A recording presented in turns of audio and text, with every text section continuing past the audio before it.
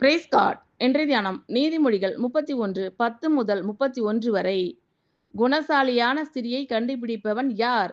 அவளுடைய விலை முத்துக்களை பார்க்கிலும் உயர்ந்தது. அவள் புருஷனுடைய இருதயம் அவளை நம்பும். அவன் சம்பத்து குறையாது. அவள் உயிரோடு இருக்கிற நாளெல்லாம் அவனுக்கு தீமையை அல்ல நன்மையையே செய்கிறாள். ஆட்டு மயிரையும் சணலையும் தேடி தன் கைகளினால் உற்சாகத்தோடே வேலை செய்கிறாள். அவள் வியாபார கப்பல்களைப் போல் இருக்கிறாள். தூரத்திலிருந்து தன் ஆகாரத்தை கொண்டு வருகிறாள். இருட்டோடே எழுந்து தன் வீட்டாருக்கு ஆகாரம் கொடுத்து தன் வேலைக்காரிகளுக்கு படியளக்கிறாள்.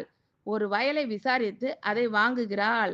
தன் கைகளின் சம்பாத்தியத்தினால் திராட்சைத் தோட்டத்தை நாட்டுகிறாள். தன்னை பெலத்தால் இடைக்கட்டிக்கொண்டு தன் கைகளை பலப்படுத்துகிறாள். தன் வியாபாரம் பிரயோஜனமுள்ளதென்று அறிந்திருக்கிறாள்.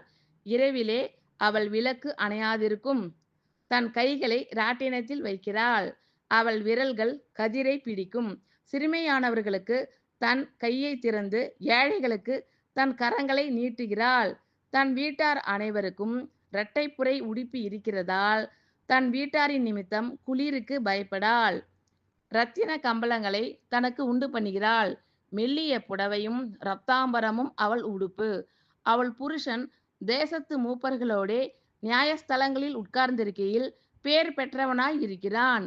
மெல்லிய புடவைகளை உண்டு பண்ணி விற்கிறாள். கச்சைகளை வர்த்தகரிடத்தில் ஒப்புவிக்கிறாள். அவள் உடை பலமும் அலங்காரமுமாய் இருக்கிறது. வருங்காலத்தை பற்றியும் மகிழ்கிறாள். தன் வாயை ஞானம் விளங்க திறக்கிறாள்.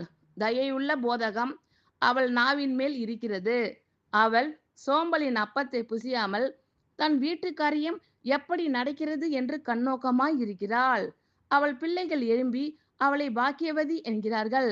அவள் புருஷனும் அவளை பார்த்து, அநேகம் பெண்கள் குணசாலிகளாய் இருந்தது உண்டு, நீயோ அவர்கள் எல்லாருக்கும் மேற்பட்டவள் என்று அவளை புகழ்கிறான்.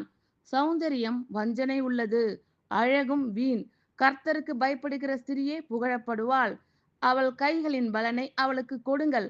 அவளுடைய செய்கைகள் வாசல்களில் அவளை புகழ கடவது. ஆமென். Thank you Lord.